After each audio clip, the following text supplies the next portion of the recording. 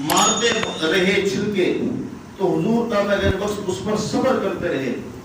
اللہ تعالیٰ نے اس صبر کرنے کی برکت سے آپ کا وہ مسئلہ بھی حل کر دیا اور آپ کو ولایت کے درجات کے اندر بلندی عطا فرما دی.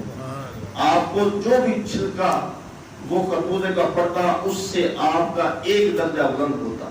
آپ اس پر صبر کرتے اس سے دوسرا درجہ بلند ہوتا تو آپ کے درجات کی بلندی ہوتی. حضور تعالیٰ رحمۃ اللہ تعالیٰ علیہ صبر کیا تو اللہ تعالیٰ نے اتنا مقام و مرتبہ عطا فرمایا.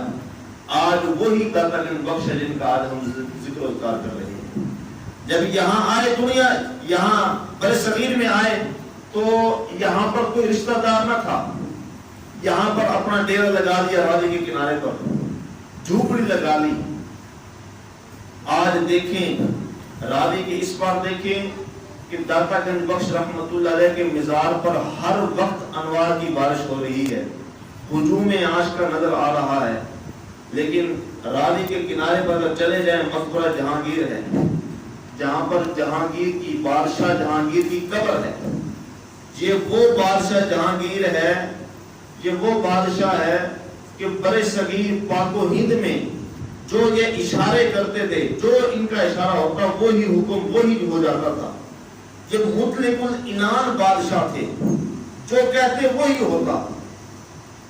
مغلیہ خاندان کے بادشاہ, لیکن اسی بادشاہ کی بیٹی تھی, جہانگیر بادشاہ کی بیٹی تھی زیب و نسا.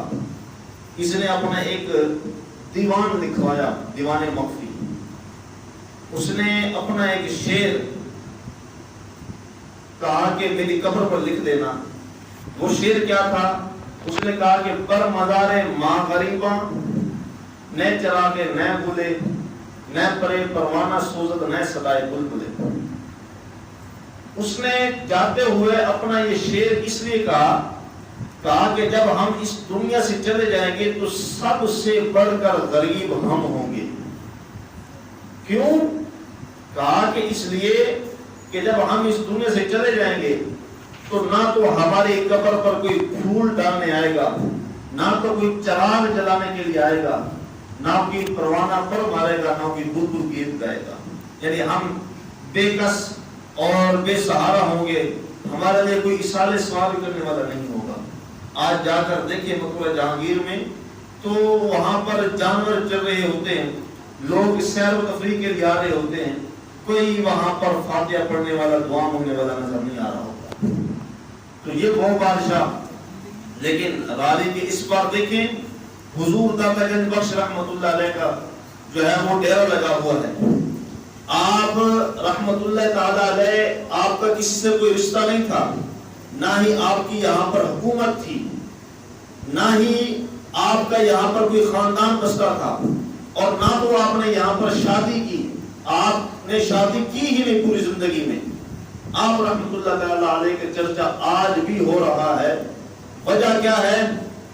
کہ وجہ اس کی یہ ہے کہ انہوں نے اللہ کو راضی کیا ہے, اللہ ان سے راضی ہو گیا ہے, اور فرما دیا اللہ نے کہ لا خوف علیہم ولا هم یحزنون, نہ ان پر کوئی خوف ہے نہ یہ غمگین ہے.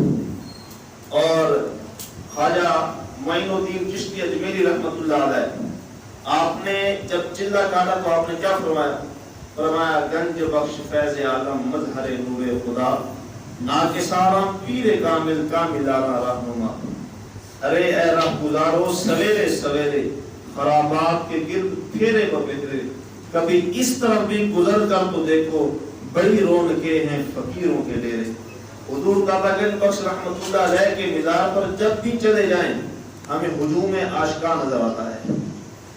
دوپہر کو جائیں, شام کو جائیں, صبح کو جائیں, رات کے وقت جائیں, دن کے وقت جائیں, جو ہے سخت سردی میں جائیں, گرمی میں جائیں, جس وقت جائیں وہاں پر کوئی نہ کوئی قرآن پڑھنے والا نظر آ رہا ہوتا ہے, کوئی دعا مانگنے والا نظر آ رہا ہوتا ہے, کوئی آپ کے لیے اصالہ ثواب جو ہے وہ کر رہا ہوتا ہے, کوئی نعت خوانی کر رہا ہوتا ہے, آپ کے لیے منقبت پڑھ رہا ہوتا ہے.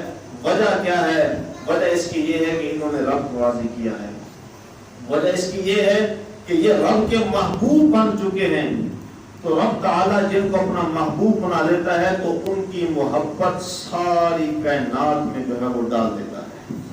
آج 1000 تقریباً 1000 سال آپ کو ہونے والے ہیں، تو آج بھی ہم بیٹھ کر ان کا تذکرہ کر رہے ہیں، یہ اللہ تعالیٰ کا فضل اور احسان نہیں ہے تو اور کیا ہے؟